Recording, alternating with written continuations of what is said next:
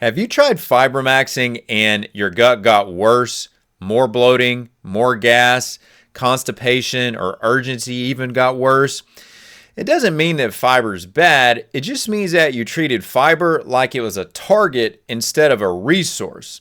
So I'm going to show you the fiber continuum. So that way you'll know when to increase it, when to slow it down, and when to limit it.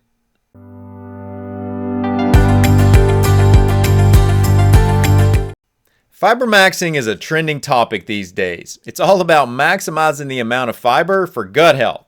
And for many people, fiber is genuinely a beneficial addition and component in the diet. But for others, it's going to be the exact opposite. It can trigger gas, distension, bloating feeling, cramps, and you may even run into scenarios where you have diarrhea or the need to rush to the restroom. Or what if it goes the opposite direction and you end up with constipation? And that's crazy because many people are taking fiber to help offset constipation, and yet it made it worse. Here's the mistake. It's treating fiber like there's a universal goal for everyone. You see organizations like the WHO and these European organizations, all these health organizations that suggest that the average fiber intake should be somewhere between 25 and 35 grams per day. It's almost like it's a definitive prescription. However, what they're not doing in this is matching up what the ideal amount of fiber intake is to what the gut state is. That's the real secret. Hey guys, I am Dr. Arland Hill, and I'm both a clinician and a rancher. And that allows me to see both sides, the physiology and the food. So here's the question I want to answer in this video. Why does fiber improve gut health for some, but for others, it completely derails them? Let's start off with a few quick words about Fibermaxxing in general. First of all, this is not a medical term. This is nothing more than a social trend, and it's intentionally pushing fiber intake higher and higher, and it's often doing it rather quickly. And that may be the problem for a lot here. Here's what you have to think about though when we get into this conversation. This assumes that fiber is one thing and it has a universal effect, and that's not the case. Fiber is not one thing. In fact, I can probably best illustrate that to you just by sharing this illustration that you see on the screen right now. And you'll notice that we see multiple different types of fiber just in this one plant structure. You have cellulose, hemicellulose, there's many other forms in here, but the point is that you have multiple types of fiber even in the same plant, meaning that there's complexity to this. But we don't want this to be an overly complex conversation. I want this to be a straightforward conversation that you find value in. And here's what we have to acknowledge, that when we talk about fiber, many times the effects of fiber depend on the type of fiber. Is it a fermentable fiber? Is it a fiber that's going to have more of a bulking effect? Is it a fiber that's going to have more of a viscous nature to it when it's going to be water drawing? Those are all going to have different impacts and outcomes in different gut states. In addition, the dose makes a difference here. If you're someone that's been on a low dose of fiber, you've been consuming a low amount of fiber in your diet, and all of a sudden you ramp that up, you're probably going to have symptoms associated with that. So the speed of increase matters here as well. And you can't forget the water component. Hydration makes a difference when you start talking about fiber. And what about this gut state that I keep referring to? Well, this is all the underlying context of what's going on in the gut. Do you have a functional gastrointestinal disorder? You may think about things like IBS as a part of that. Do you have slow transit times or dysbiosis, which is an imbalance of the microbiota in the gut? All of these things are going to influence how you respond to fiber. So with that in mind, what I want to do is introduce you to a framework, what I think about as the fiber continuum. And there's really three spots you could be on this fiber continuum. You could just acknowledge that you're consuming too little fiber in your diet, and possibly you want to help offset constipation or have some impact on constipation. I'm going to talk more about that in reality in a moment. And you want to increase the diversity of the microorganisms in your gut. And if you can increase your fiber realistically, in truth, the data does show that it reduces the potential risk associated with chronic diseases. Then you have the sweet spot. And that's where you're taking in a regular amount of fiber, not necessarily fibermaxxing, but you're taking in what is deemed ideal for you, and you have good regularity and good tolerance to that fiber intake. And then towards the other end of this continuum, you have just too much fiber intake, the wrong type of fiber intake. Your gut is not able to handle what you're taking in, and your symptoms are going to flare. This is where we need to break down and figure out, where do you fit on the fiber continuum? Let's start our conversation off by talking about the sweet spot, because once we understand this, we can go both directions, meaning that you need to increase or you need to be mindful about how you increase. So in the sweet spot, this is where, when you're looking at optimizing for your stool characteristics, that adequate sweet spot of fiber intake is going to support a normal bulking of stool and support motility. But I'm going to say that with a very, very strong caveat and acknowledge that just simply thinking about fiber as a bulking agent, that is very debatable now. And there is evidence that absolutely refutes this. And if you just think through it, it's a bit too simplistic of an explanation. So it leads us to, well, what else could really be an explanation here of what fiber's doing and helping someone stay in the sweet spot? Fiber feeds microbes, and it does that by allowing them to produce what we call short-chain fatty acids. Short-chain fatty acids, and one in particular known as butyrate, has such significant positive impacts for the gut, for the microbiota. But as it relates to motility, what is ultimately happening with that fiber intake that's feeding the microbiota is that it's enhancing the signaling locally to the nervous system. The microbiota have a stronger interaction with the nervous system locally in and around your gut when they continually have fiber.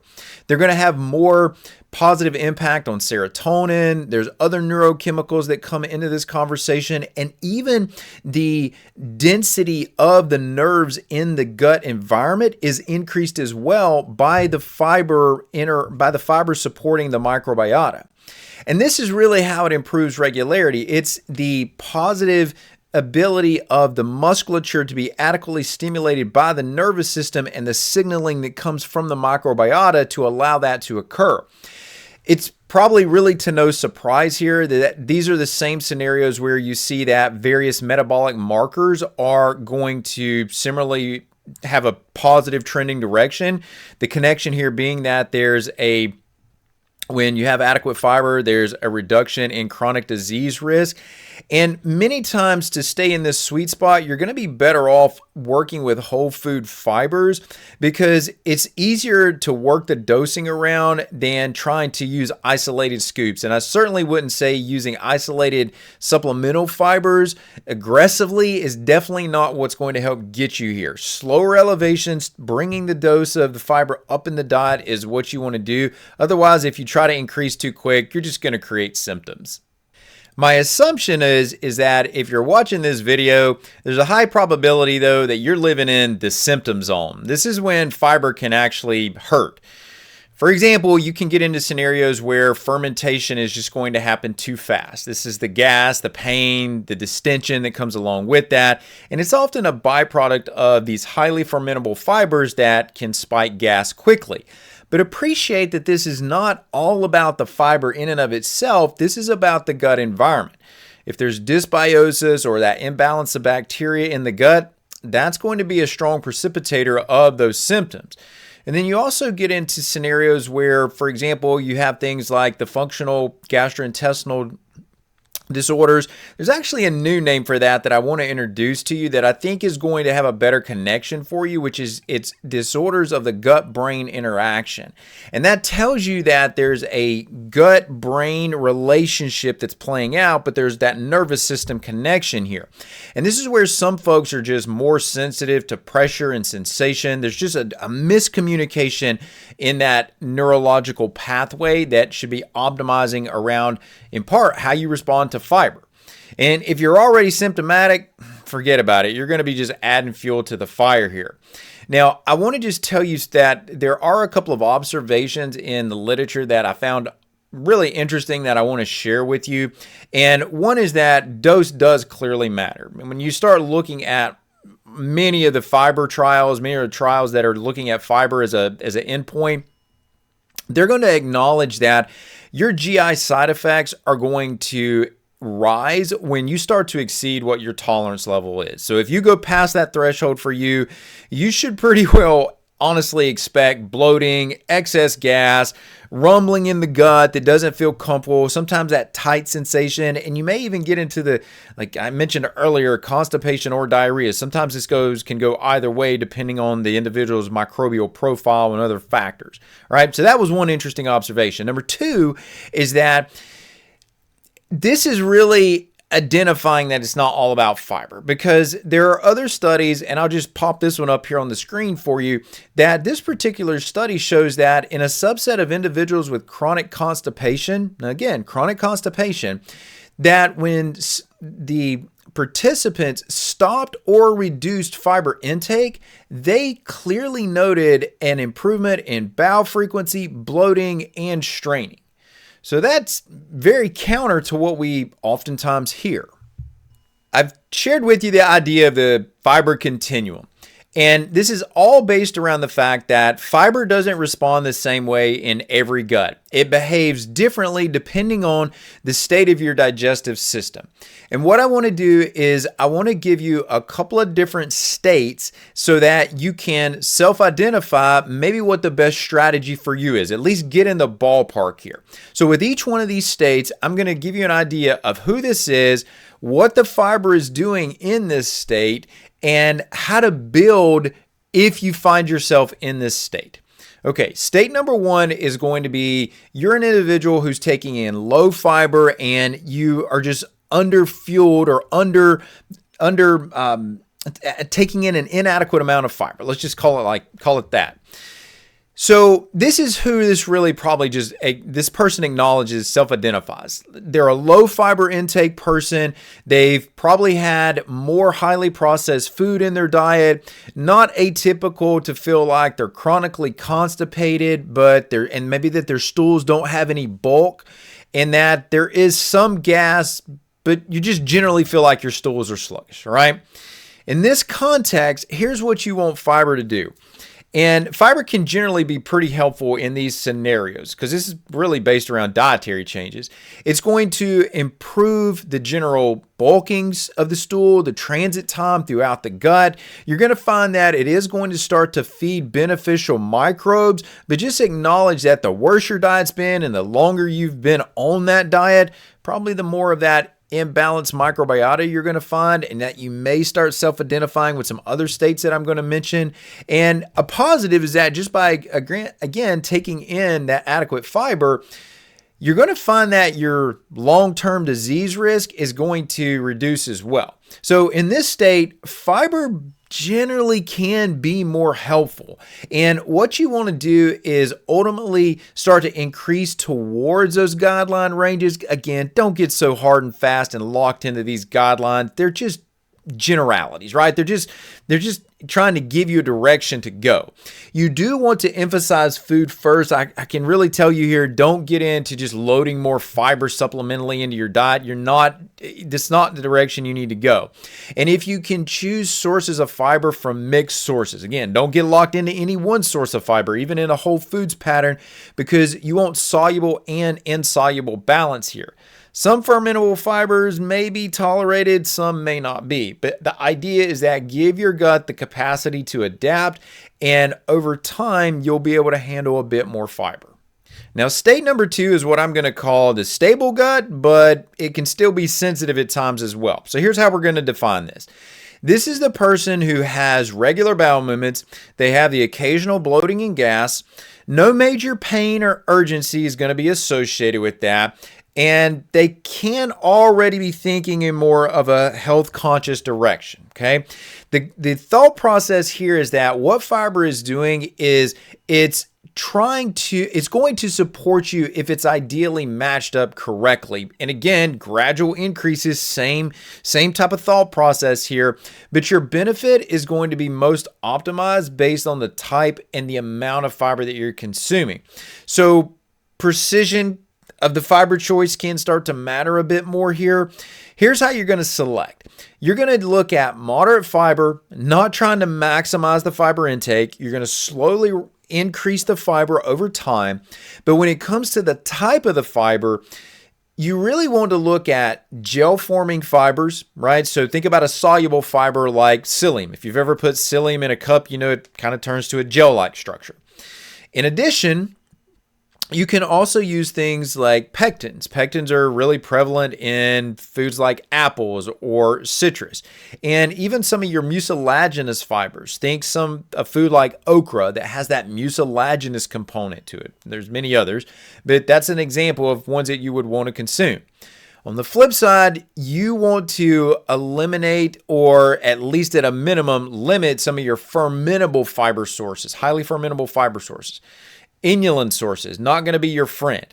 From a food standpoint, don't eat Jerusalem artichokes. Most people are going to start to notice gas if they eat a bunch of Jerusalem artichokes anyway, but don't eat a lot of Jerusalem artichokes and really try to limit that. And be very, very cautious with whether it's inulin or fructooligosaccharides.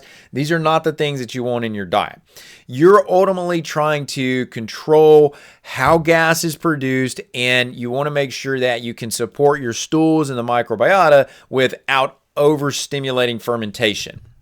No doubt state 3 is where many of you are going to find yourselves. You're dealing with the reactive, dysregulated gut.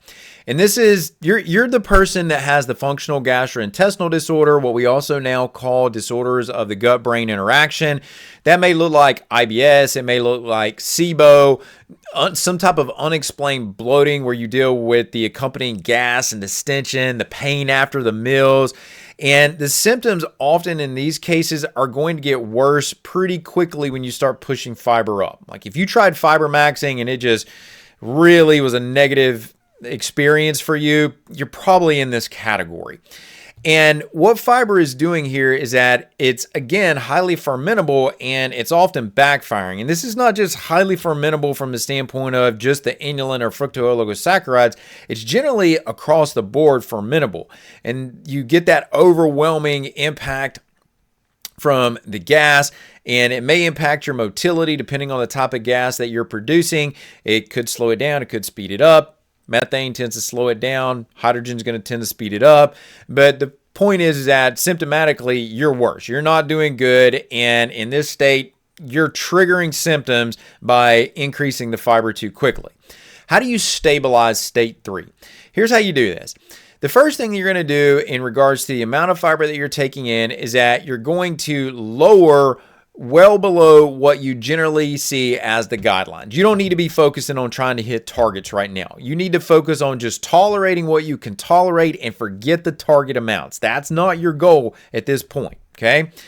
Then when you start talking about the type of fiber, you want to minimize the fermentable fibers initially. And any type of prebiotic, these, especially if it's an isolated prebiotic. This is not even just about food. This is about, don't use the supplements right now in this time frame either, because you're probably going to negatively react to them. You can reintroduce these things strategically over time, but these aren't the things to be dealing with right now. You need to be dealing with the dysregulation and what that state of dysfunction is in your gut. And remember on this, there's probably an underlying dysbiosis here, and in the majority of these cases, that's what's going on. And you're not going to ferment your way out of a dysbiosis situation. You got to deal with the dysbiosis. You got to repair and regulate what is going wrong in the gut. That is the priority. And then you can start backtracking into, okay, now how do I support my fiber intake? State 4 is a significant state to be in. It's not going to be the majority of individuals, but for those of you in this state, you want to understand how to deal with this. You're dealing with some type of structural or functionally compromised gut. Right? This may be the person who has very severe constipation as a motility disorder. You could be dealing with some type of strictures or adhesions in your gut, right? There's an obstruction risk that could be coming into play there. And if you may even categorize these as medically fragile types of cases. Like there's something severe with the dynamics in the physiology, the biochemistry in the gastrointestinal tract that needs to be acknowledged. And when you start to think about fiber in these cases, bulking fibers, not going to be your friend. These are generally going to worsen the situation because they're going to increase the risk for obstruction, and that's going to obviously create severe discomfort, and it may even, in some cases, create a medical concern. So fiber often needs to be limited or at a minimum modified here. More fiber is going to make it worse. And that's just what you want to wrap your head around in these scenarios. So how do you think about fiber intake when it comes to dealing with state 4? Think about this as using fiber as possible from a protection standpoint, and understand that the dose is going to be very individualized on this. There is no one size fits all in this context, period, right? That just has to go out the window. You often want to have a reduction in residue, which means that your fiber intake is going to come down, right? And again, you've really got to think this through with a clinician on this. You have to be very selective and restricted in what you're doing. And again, the medical guidance part of this is probably going to be your ally if you find yourself in this situation. You definitely don't want to be thinking about Fibermaxxing. That just needs to be a lost thought in your perspective. You just don't want to deal with that, okay? There's just too many risks associated with here in this state 4. If you're burned out on this whole notion of Fibermaxxing and you're trying to figure out, well, what do I do next? Here's how you need to think about the next 7 days. Don't chase a gram amount target, right? Forget that ideology of I want to be exactly somewhere between 25 and 35 grams per day because that's what these organizations told me I needed to be at. Forget that nonsense. You need to be tracking the amount of bloating, gas, what the characteristics of your stools are, how easy they are to pass, how quickly, if you have symptoms, are these coming on after meal? And from that information, from that feedback, you can adjust your fiber you can do that very mindfully. If you're going to increase, smaller increases, slower increase over time is what you're looking for.